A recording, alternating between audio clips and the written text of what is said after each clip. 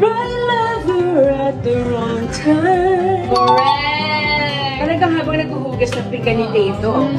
Si Jessa Zaragoza, ang kilalang mang-aawit at aktres, ay naging sentro ng online na usapan matapos ibahagi ng kanyang anak na si Jada Avanzodo ang isang maikling video sa Instagram at Facebook noong May 2, 2024. Sa video, makikita si Jessa na masigasig na naghuhugas ng mga pinggan habang nakasuot pa rin ng kompletong makeup.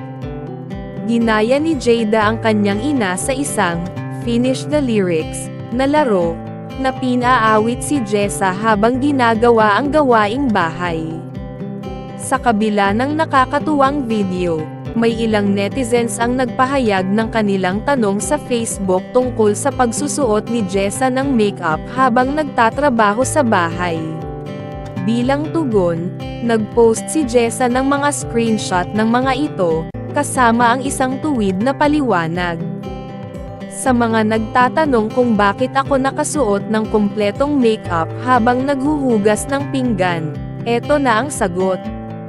Pero sa totoo lang, tingin ko, ang ilan sa inyo ay kailangan lang ng mabuting paliligo. Magsabon kayo sa isang drum ng malamig na tubig. Bilis, biro ni Jessa. May screenshot na nagsasabing, dapat ba naka-full makeup habang naghuhugas ng pinggan? Ipinaliwanag ni Jessa, galing kasi ako sa isang show. Pagbaba sa kotse, diretso sa kusina para maghugas ng pinggan. Wala kaming katulong sa bahay kaya ako lang ang gumagawa ng lahat ng paghuhugas ng pinggan. Wala akong oras na magpalit ng damit o tanggalin ang makeup pagkatapos ng trabaho. Diretso akong nagawang bahay para matapos ito bago magdilim.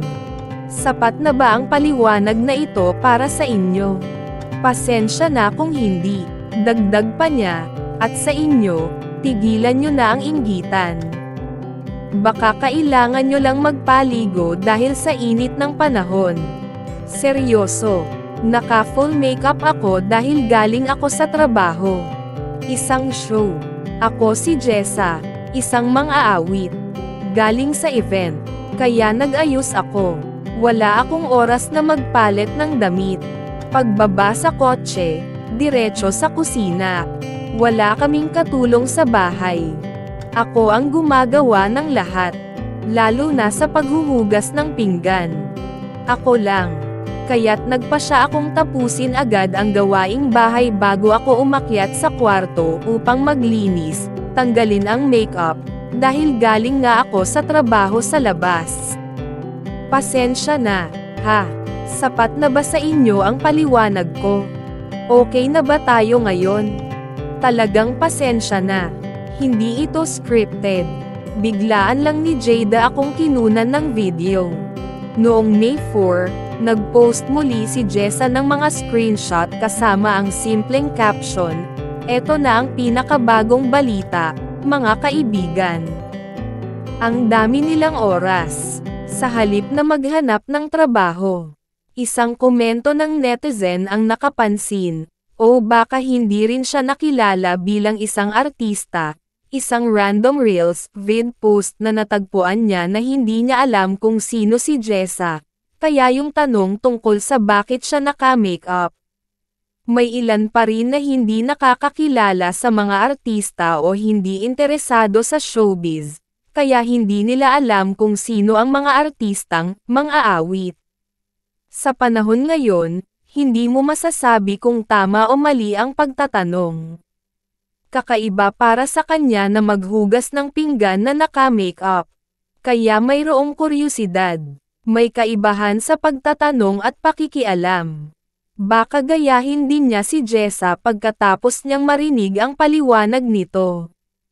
At sa kuryosidad, dahil wala silang katulong at galing sa trabaho si Jessa, bakit hindi na lang ang anak, Jada, ang maghugas ng pinggan? Kahit nagtatrabaho rin si Jada nung oras na iyon, pareho lang naman sila. Sa edad niya, dapat ay tumutulong na siya sa mga gawaing bahay o ginagawa na. O baka tumutulong naman siya sa ibang gawain sa bahay. #pakialamera.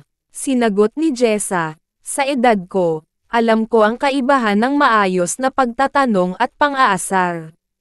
Madalas ang anak ko ay nasa mga show, minsan sa ibang lugar. Ganon din ang asawa ko, lahat kami ay may kanya-kanyang schedule. Lahat kami ay nagtatrabaho bilang concert performer, mang-aawit. Huwag kang mag-alala kung tumutulong ang anak ko sa edad niya. Ako na ang bahala doon. Oo, pakialamera ka rin, marami kang mga komento.